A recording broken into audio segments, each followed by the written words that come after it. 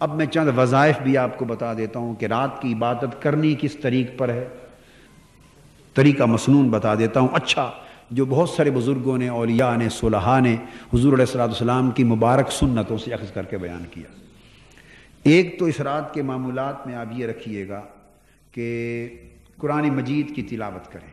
جب آپ سب لوگ جمع ہو جائیں ابتدائی وقت اس پر صرف کروائیں، یہ منتظمین کی ذمہ داری۔ اور سورہ یاسین کی کم سے کم 3 مرتبہ تلاوت ہو۔ اس کے بعد سورہ دخان، یہ جو میں نے ابھی تلاوت کی پہلی آیتیں یہ سورہ دخان کی، اس میں اس شب برات لیلہ مبارکہ کا ذکر ہے۔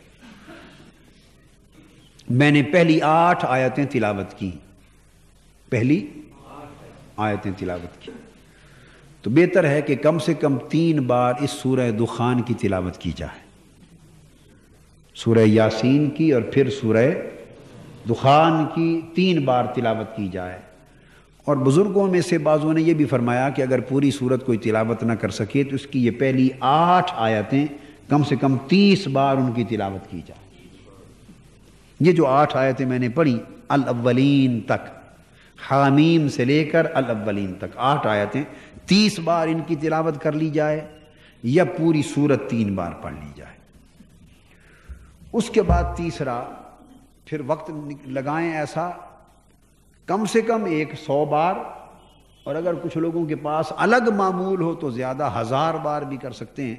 دعائے حضرت یونس علیہ السلام اس رات کے لیے بڑی مجرب ہے، لا الہ الا انت سبحانک انی کنت من الظالمین، لا الہ الا انت سبحانک انی کنت من الظالمین۔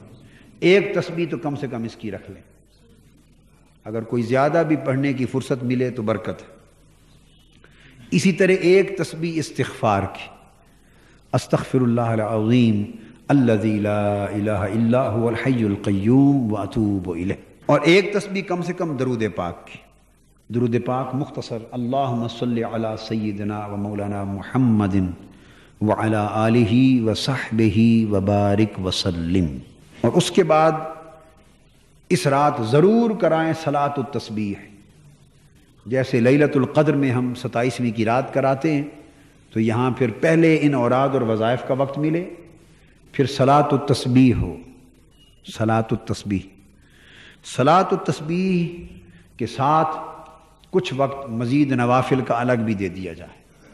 4 نفل تو صلاۃ التسبیح میں ہو جائیں گے، 8 نفل اور پڑھ لیں، چلو قیام اللیل کے ضمن میں بھی شامل ہو جائیں، جیسے تہجد کے لیے قیام اللیل کے لیے 8 نوافل سنت ہے تو وہ بھی موقع الگ دے دیں، تو کم سے کم 8 نوافل اور پڑھ لیے جائیں قیام اللیل کی نیت سے، جو تہجد کی نماز کا بدل بنے۔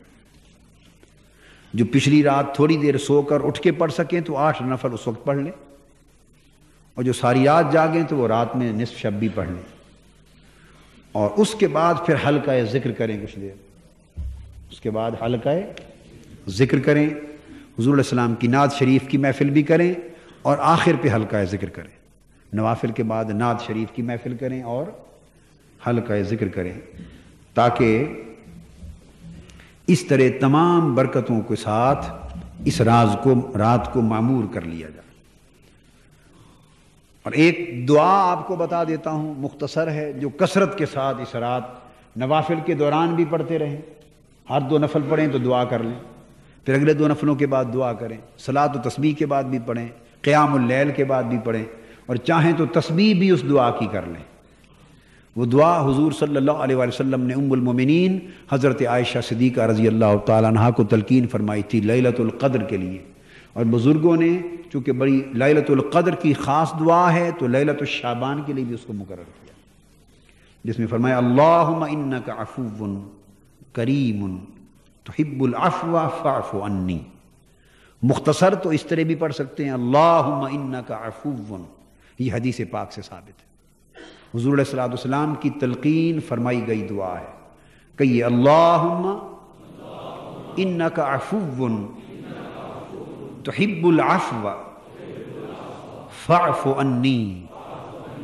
اور جو احباب پوری یاد کر سکیں بے شک لکھ لیں، لکھ کے بہتر ہے آپ چھاپ دیں، تو وہ اس کے بعد یہ بھی کہہ سکتے ہیں فاعف عنی کے بعد اللہم انی اسألک العفو والعافیہ والمعافات الدائمہ فی الدین والدنیا والآخرہ. یہ پوری دعا کر لیں.